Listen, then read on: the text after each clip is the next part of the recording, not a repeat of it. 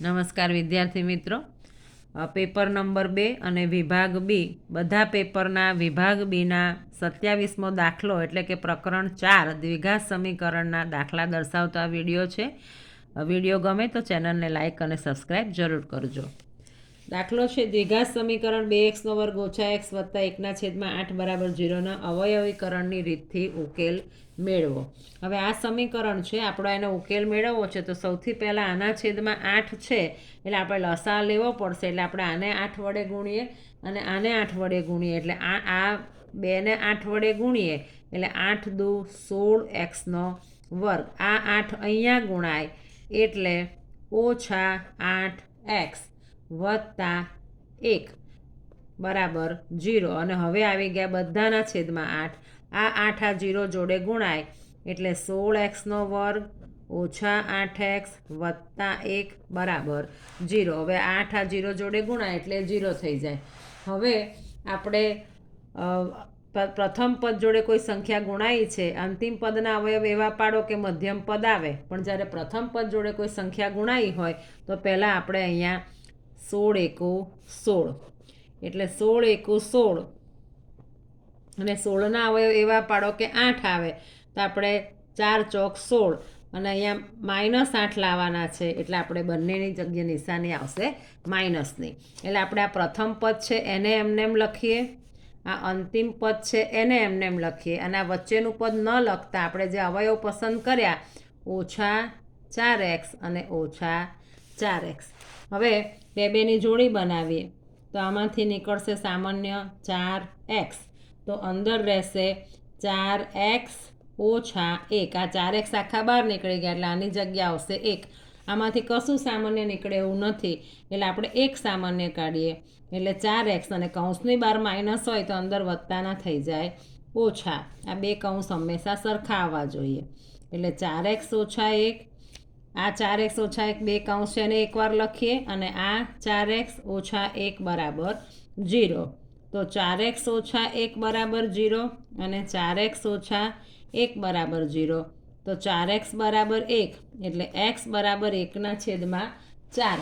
એવી રીતે અહીંયા પણ 4x બરાબર 1 તો x બરાબર 1ના છેદમાં 4. તો આ એના અવયવીકરણની રીતે આપણને મળેલા ઉકેલ છે. હવે દાખલો પેપર નંબર 3 એનો દાખલો નંબર 27. નીચે આપેલ સમીકરણો દ્વિઘાત સમીકરણો છે કે કેમ તે ચકાસો. હવે આપણે અહીંયા બે કૌંસ આપ્યા છે તે દ્વિઘાત સમીકરણ બે કૌંસને પહેલાં આપણે છોડીએ તો અહીંયા x છે, આ x જોડે ગુણાય એટલે x². આ x આ 1 જોડે ગુણાય એટલે વત્તા x. આ -2 આ x જોડે ગુણાય એટલે -2x અને આ -2 આ 1 જોડે ગુણાય એટલે 2 એકુ 2. એવી રીતે અહીંયા આપણે કૌંસ છોડીએ તો કે આ x છે એ આ x જોડે ગુણાય એટલે x². આ x આ 3 જોડે ગુણાય એટલે વત્તા 3x. હવે આ 1 છે આ x જોડે ગુણાય એટલે -x અને આ 1 છે આ 3 જોડે ગુણાય એટલે અહીંયા 3 એકુ 3. હવે આપણે આગળ કરીએ તો કે અહીંયા x² છે અને અહીંયા x² છે, બંને બાજુ x² છે એટલે નીકળી જાય. હવે અહીંયા x છે અને અહીંયા -2x છે તો -2x આ x² આ x જોડે ગુણાય એટલે અહીંયા આપણને મળશે x.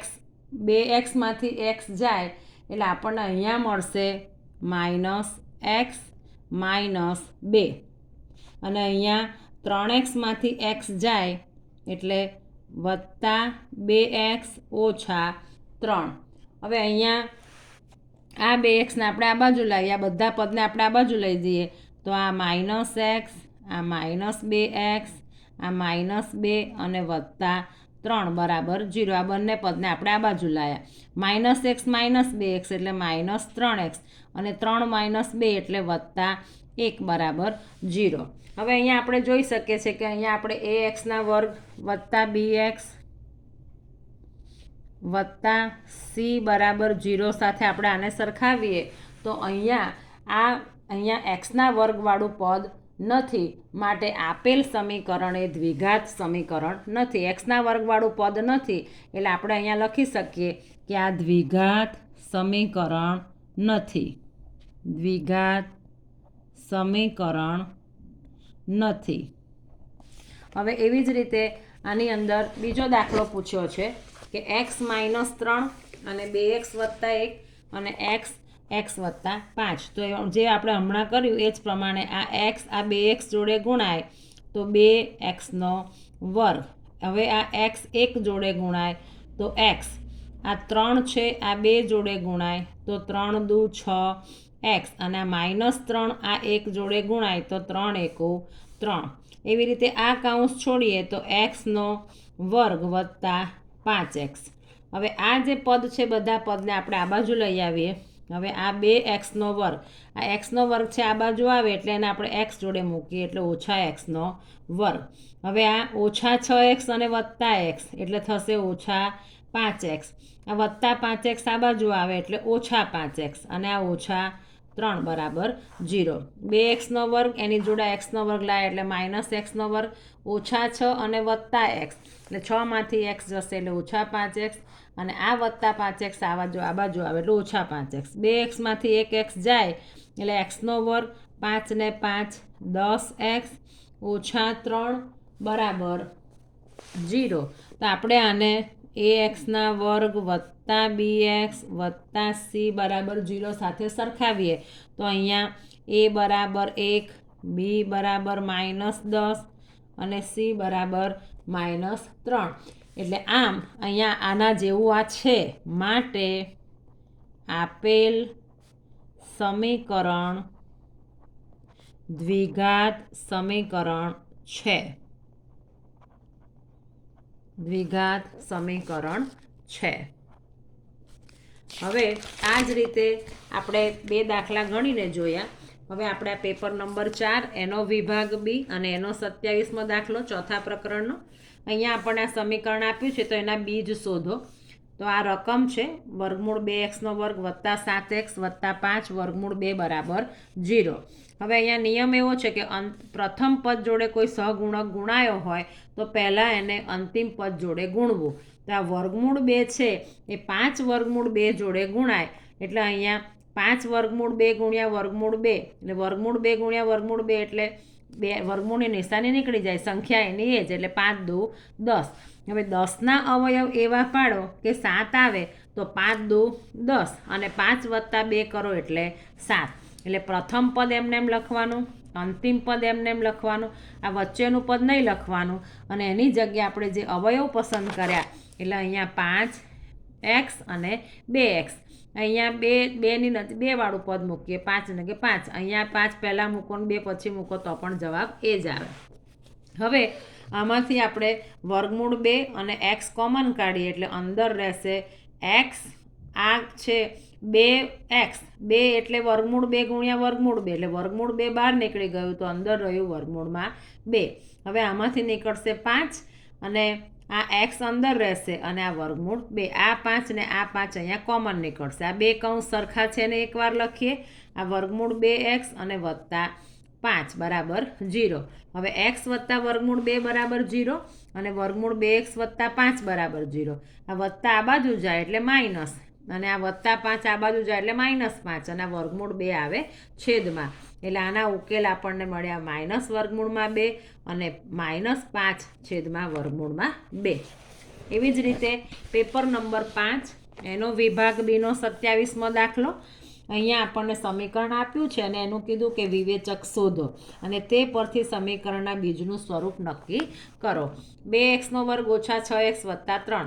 xના વર્ગના સહગુણકને a કહેવાય, xના સહગુણકને b કહેવાય અને અચળ પદને c કહેવાય. એટલે અહીંયા આપણે a બરાબર 2, b બરાબર -6 અને c બરાબર 3. આપણે વિવેચકનું સૂત્ર મૂકીએ b² - 4ac.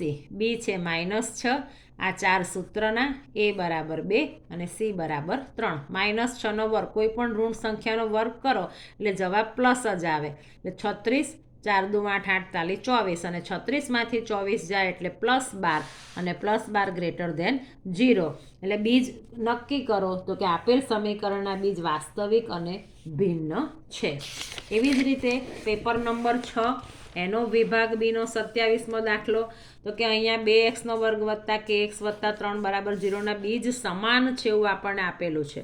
તો હવે અહીંયા આપણે x² ના સહગુણકને a કહેવાય એટલે a = 2, b = k અને c = 3.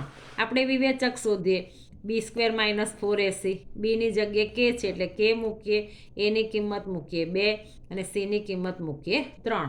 kનો વર્ગ 4 દુ 8 તાલી 24. હવે બીજ સમાન છે એટલે વિવેચક આપણે અહીંયા જ્યાં વિવેચક છે ત્યાં આપણે 0 મૂકીએ.